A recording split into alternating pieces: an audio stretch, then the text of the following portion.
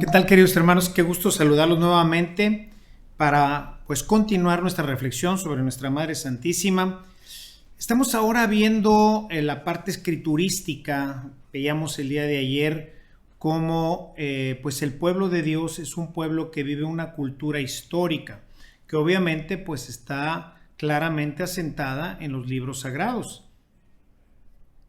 La fe, para que verdaderamente tenga una validez, tiene que ser histórica, tiene que tomar en cuenta a un Dios que va participando y que va cumpliendo las promesas que hace a su pueblo. Y por eso es muy importante, como lo veíamos el día de ayer, recordar que hay toda una historia en nuestra propia vida. Así como hubo una historia en el pueblo judío, ¿verdad? Lo recordábamos el día de ayer, donde el judío, cuando llega a la tierra prometida, recuerda todo esto, ¿no? Y entonces habla primero en plural y luego se cambia al singular. Es decir, yo también estuve ahí, yo también fui oprimido. O sea, yo participo de esta acción de Dios en mi historia, es parte de mi historia, ¿no? Y por eso también nosotros tenemos que hacer este cambio. Nuestra fe católica no ha mirado, no absorbió completamente esta parte de los judíos, en donde nosotros, como lo decíamos el día de ayer, también estuvimos ahí presentes en el momento de la crucifixión y estuvimos también presentes en el momento de la resurrección. Y por eso, sobre todo siguiendo el Evangelio de San Juan, vamos a ver que María, San Juan y Lucas, ambos, pero por ejemplo, de una manera muy concreta, San Juan en el momento de la crucifixión presenta a María como la iglesia. María tiene ahí un papel corporativo, es la iglesia la que recibe los sacramentos a través de esta agua y esta sangre que brotó del costado de Cristo, ¿no? Entonces, nosotros tenemos que entrar también en esa misma dinámica. Y entonces, cuando nosotros analizamos bajo esta dimensión histórica nuestra fe, podemos ver que tenemos que estar continuamente regresando a la Sagrada Escritura, como lo hace María. María es nuestro modelo, y el modelo de la oración tiene que ver también con este proceso histórico. O sea, cuando nosotros vemos el Magnífica, vamos a ver que María ahí vive una fe histórica. O sea, María recuerda en su oración esto y forma parte de su esencia. Dice el Magnificat a partir del verso 50, dice: su nombre es santo y su misericordia se prolonga de generación en generación para con los que le temen.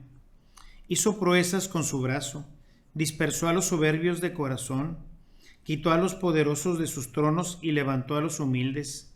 A los hambrientos sació de bienes y a los ricos los despidió vacíos. Ayudó a Israel su siervo, acordándose de su misericordia, tal como lo había prometido a nuestros padres, Abraham, y a su descendencia para siempre. Es decir, vemos ahí a un Dios que cumple sus promesas y María que recuerda toda esta historia de salvación, una historia que ahora compete a ella misma. Y así también nosotros tenemos que entrar en esta dinámica de la Sagrada Escritura.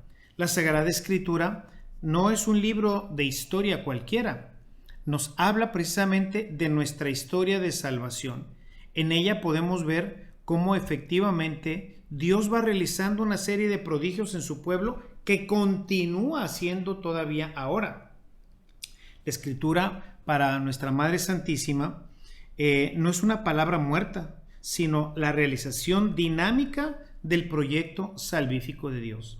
Y eso mismo tiene que ser para nosotros. O sea, si nosotros vamos leyendo la Escritura, no podemos decir, pues sí, es que esto pasó hace no sé cuánto tiempo, o le pasó a Jesús, o le pasó a Pablo, o le pasó a la primera comunidad. No, somos nosotros. Nosotros nos leemos en la Sagrada Escritura, y esto es lo que hace que podamos nosotros entrar en el misterio de Dios, porque Dios abarca toda la historia de la humanidad. Pero tenemos que tomar en cuenta lo que Dios ya hizo para tener la certeza de que si ya lo hizo, lo volverá a hacer. O sea que Él seguirá conduciendo, guiando y, como dice nuestra Madre Santísima, salvando a su pueblo. Se acordó de su misericordia en favor de Abraham y su descendencia para siempre. Acuérdense que pues María está escribiendo esto antes de la redención. O sea, esto se está escribiendo cuando está naciendo el tema de la redención. Entonces, el proceso de la Sagrada Escritura es muy importante en nosotros. Y por eso he insistido y no me cansaré nunca de insistirles en la necesidad que tenemos de tener un contacto frecuente, asiduo de la Sagrada Escritura, incluso de estudiarla. Por eso en Evangelización Activa, pues hemos creado toda una escuela. Pero si se fijan, la escuela de Evangelización Activa no es escuela de Biblia, sino se llama escuela de espiritualidad bíblica. Es decir, desde la Sagrada Escritura yo cargo mi vida con todo ese material, pero para luego vivirlo. O sea, soy yo el que la va a vivir.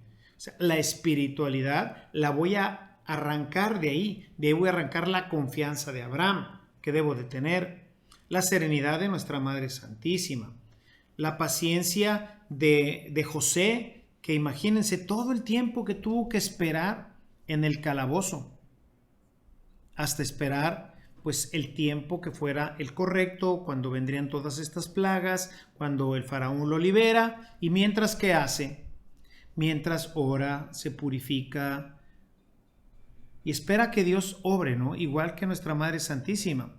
Entonces, cuando nosotros vemos todas estas historias y tú estás pasando por una situación semejante, pues entonces tú dices, ay caray, pues soy yo, ¿verdad? O sea, hay que esperar. ¿Por qué no resolvió Dios? ¿Por qué no sacó luego? ¿Por qué le pasó? Imagínense la historia de José. Siempre me gusta mucho porque siempre se ha identificado la historia de José con la de Cristo. ¿Qué mal había hecho el pobre de José?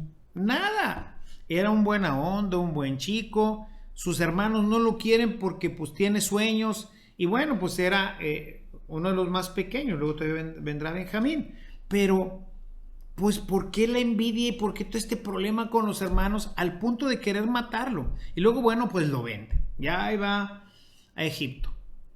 Y luego, pues la esposa de Potifar, que era así medio cascos ligeros, le gustó el muchachito y dijo, pues de aquí soy. Pero José dice, no, yo voy a respetar la ley de Dios, y no se mete con la esposa. Y la esposa lo denuncia porque no se quiere meter con él. Y lo acusa de haberse metido y de todo el... Y entonces Potifar, aunque dice, híjole, este amigo me ha hecho progresar mi empresa tantísimo, pero pues aquí tengo la acusa de mi esposa y pues ahí va el pobre de José. Y lo van a meter a la cárcel. ¿Cuántos años? O sea, tragedia tras tragedia tras tragedia. ¿No han oído ustedes la frase que dice, me está lloviendo en la milpa? Hay que decirle al Señor, ya cambia tu nubecita para otro lado, ¿no? O sea, porque cuando no se te ponchó una llanta es el carburador, y si no el de y la otra, y la plancha, y tú dices, por eso. Gente, bueno, les pongo ejemplos tontos, pero hay gente que se le muere de repente pues, un hermano, y luego se muere no sé quién, y luego pierde el trabajo, y bueno, un montón de cosas que dice uno, ¿y dónde está Dios? Bueno, uno recuerda la historia de José y dice, ahí está Dios. ¿Qué hay que hacer? Mantenernos fiel como José. José nunca perdió la fe, nunca perdió la esperanza. Él seguía confiando en el Dios de Abraham, en el Dios que sacó a su pueblo, en el Dios que ha ido conduciendo a este pequeño pueblo que apenas va empezando a crecer. Y así hay que actuar, hermanos. Y así como eso, podemos encontrar una cantidad inmensa de pasajes que en algún momento se van a hacer semejantes a los nuestros. Por eso en nuestra escuela de espiritualidad bíblica de evangelización activa, pues después del curso básico que nos presenta así como toda la historia de la salvación, desde la historia de Adán y Eva hasta lo que será ya el paraíso, ¿verdad? El Maranatá, el Ven Señor Jesús, la parusía, y ahí va transcurriendo todo el proceso de la humanidad. Cuando pasamos ya a los sinópticos, ahora nuestra exégesis pretende no nada más tener pues las fuentes y toda la parte científica, que es importante para poder decodificar un poco mejor la Sagrada Escritura. Pero una vez decodificada, decir, bueno, ¿y esto a qué se parece? en qué parte de mi vida encaja. Es cierto que no toda la Sagrada Escritura encaja continuamente en nuestra vida. Obviamente que no, ¿verdad? O sea, no a todo mundo le llueve en la milpa todo el tiempo, ¿verdad? Pero nos van pasando diferentes circunstancias, unas muy buenas, otras quizás no tan buenas, y para todas ellas hay una palabra, hay una respuesta, hay una ubicación de Dios para nosotros dentro de su palabra. Por eso, como decíamos, para la Virgen María no es algo estático, es algo dinámico. Es la realización del proyecto salvífico de Dios en su vida. Claro, ella es escogida para una misión súper especial.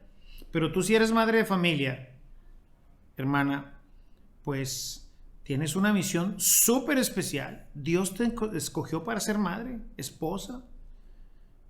Si eres un trabajador, una trabajadora en cualquier área de la vida económica del país, pues tú estás puesto ahí con una razón muy específica: construir el reino de los cielos.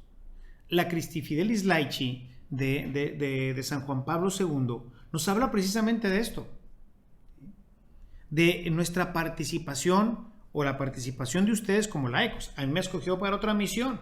Soy sacerdote, soy pastor, soy evangelizador, en fin, me ha dado una serie de carismas como estas de poder pues manejar un poquito mejor la tecnología que quizás otros y estar metido más en redes, etc. Pero ahí se va escribiendo la historia de la salvación. Ahí yo formo parte de esta historia que se sigue escribiendo y que tiene su base, su fundamento en toda la argumentación y en todo lo que tenemos en la Sagrada Escritura. Por eso es fundamental conocerla, estudiarla, meditarla, pero sobre todo aplicarla a nuestra vida. Cada pasaje que leemos, al meditarlo, nos iremos dando cuenta de cómo verdaderamente Dios, en algún momento de nuestra vida, o en la vida de nuestra familia, o de la gente con la que vamos conviviendo, pues va realizando acciones iguales o semejantes, de tal manera que la historia sigue caminando. Por eso, cuando uno no lee la Escritura, pues vive siempre perdido. No sabe ni qué sigue, ni dónde viene, ni a dónde va.